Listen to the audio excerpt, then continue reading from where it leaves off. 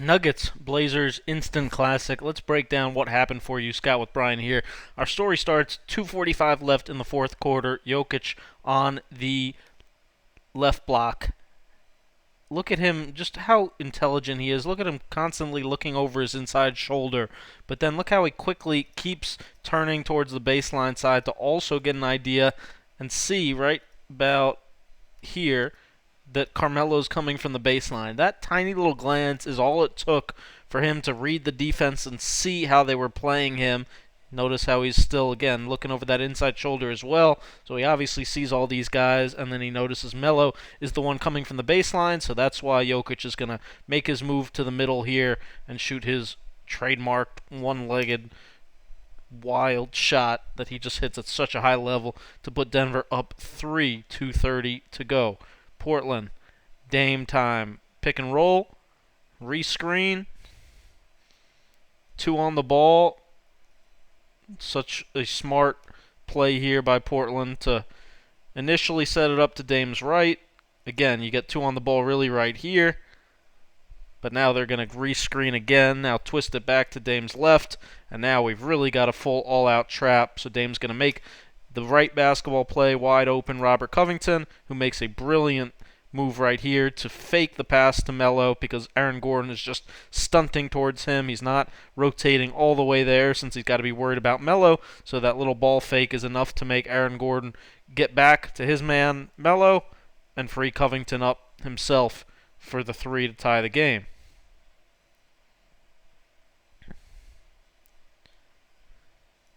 Next Denver possession. Another post up, quick spin,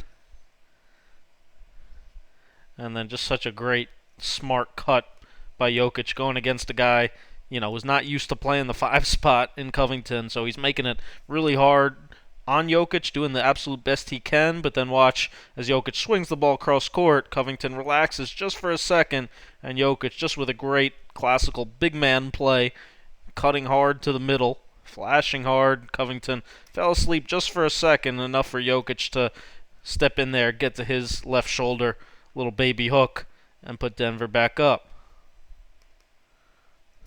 Same thing, Dame, pick and roll.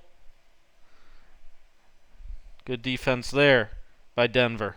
Austin Rivers, great job contesting the shot right here.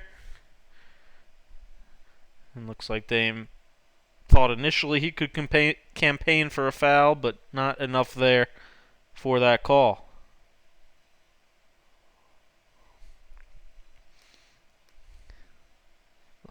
Watch this.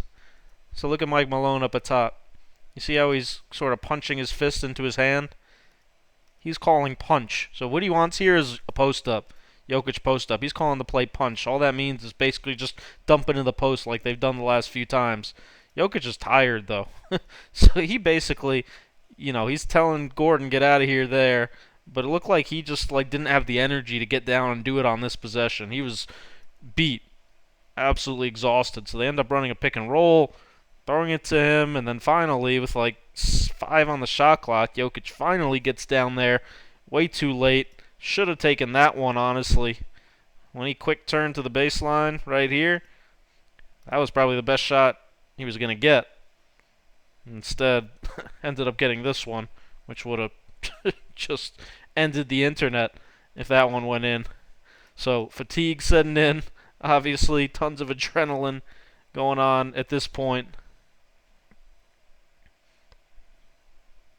Really nice kick out from Dame. CJ can't capitalize on that one. You see Mike Malone again. Punch, punch. Telling Jokic where to go. Jokic decided, though, he wants it on the right block. And look how brilliant. He froze Covington again here, too, by briefly complaining, saying he's got 2 hands on me. Turns to the refs.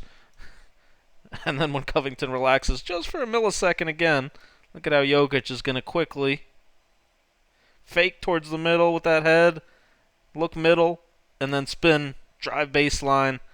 And it's enough for Melo to be a little off balance coming over on his help. End up fouling Jokic.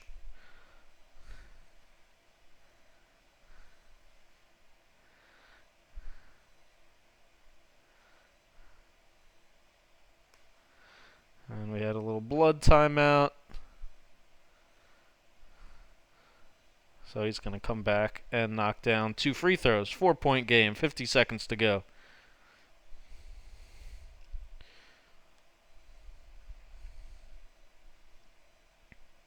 Another tremendous Dame pass. Just look at how he maneuvers this pick and roll perfectly.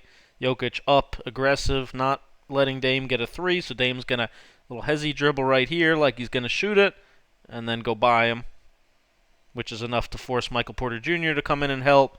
Dame, great pass to Melo, great rotation here by Aaron Gordon, flying at him. Melo still, though, is able to get to his sidestep 3, but Gordon close enough to get a good contest on that, too. Really good defense by him. Jokic gets the rebound. You see, interesting decision here. I mean, Terry Stotts, you see all of Portland's guys looking, do we foul, do we foul? 16-second differential, down 4. There's a lot of analytics people that I'm sure would have been crushing Terry Stotts for this decision, but of course they have nothing to say because, you know what, it ended up working. He tells them not to foul, play it out. He'd be fine getting the ball back down 4, 16 seconds. Ends up working out even better because Austin Rivers is going to try to drive Dame here, and Dame brilliantly is going to poke the ball away as Rivers started to kind of lose his balance a little bit too, stumble forward. A little bit of contact here, but that's kind of incidental for the playoffs. That's not a playoff foul. Dame pokes that ball away with his left hand. Huge steal, and then you got a choice, too, to call timeout or let him play. Lets him play brilliantly. I was honestly a little bit shocked that the Dame right here didn't just attack Jokic and drive and go get a layup himself, but you know what? Left-handed skip pass to the opposite corner. Finds CJ. Huge, huge shot by him. 1-point game, timeout. 13 seconds. Bear with me again as this is live-ish footage. Dame, you can see, has a few clutch moments in his history. Unbelievable, this dude. Jokic, the only guy in the league the coaches just will let throw a, get it in and bounce pass all the way under his own basket because he's such an incredible passer. Anybody else throwing that pass, coaches would, have a heart attack throwing that. Don't try that at home, kids. Monty Morris steps to the line, knocks down 2. Make it a 3-point game. Portland timeout. 12.4 to go.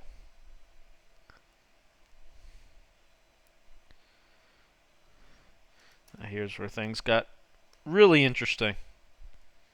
So, obviously they run the play to get Dame the ball. Austin Rivers on him.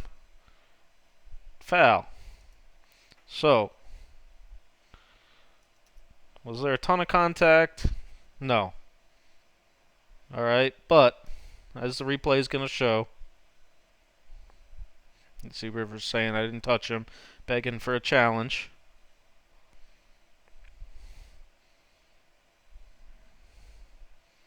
Wait, get a slightly better angle here. Even that contact right there, that's illegal. So if Dame rips through and rises up right here, he's going to get the rip-through foul, right? He's going to get at least the on-the-floor foul. So now Rivers' hands off, all right.